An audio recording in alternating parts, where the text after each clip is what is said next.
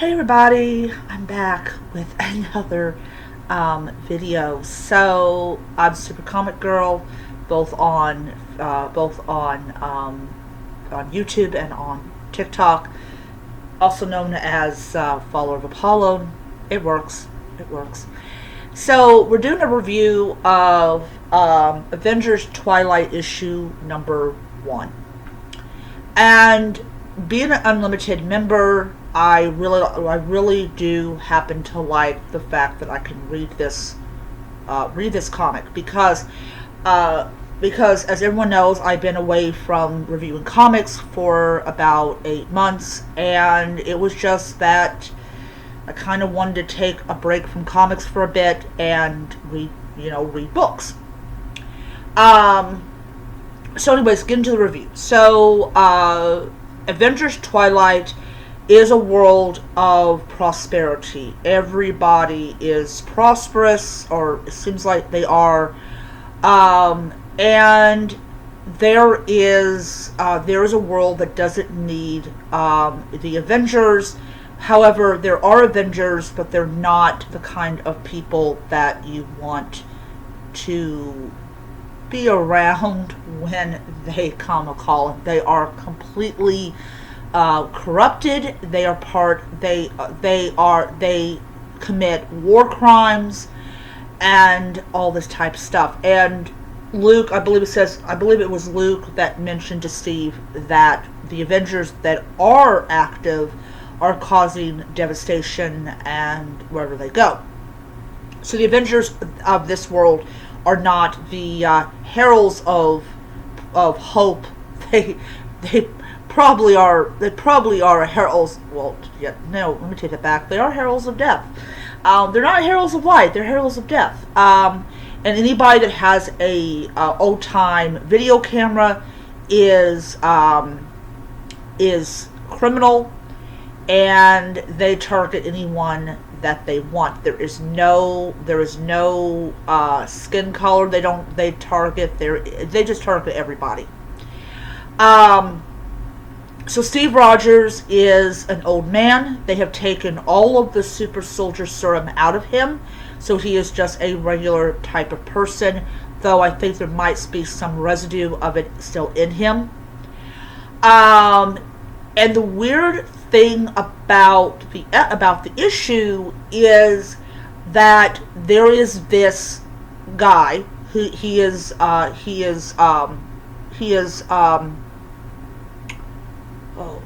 Tony Stark's son, and he is trying to paint Red Skull as a good person. That Red Skull worked against the Nazis and all this things that Steve Rogers knows is not true, that could easily become fact if people allow it. And so you have this revisionist history about to be given to people that have never read actual history. So anybody that knows that Red Skull was a Nazi. He was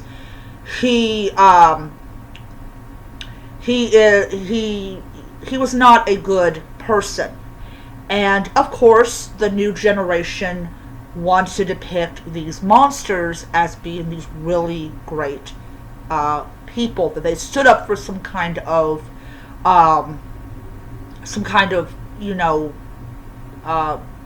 idolize, and he wants to paint these heroes like Thor and Hulk and especially Captain America as villains.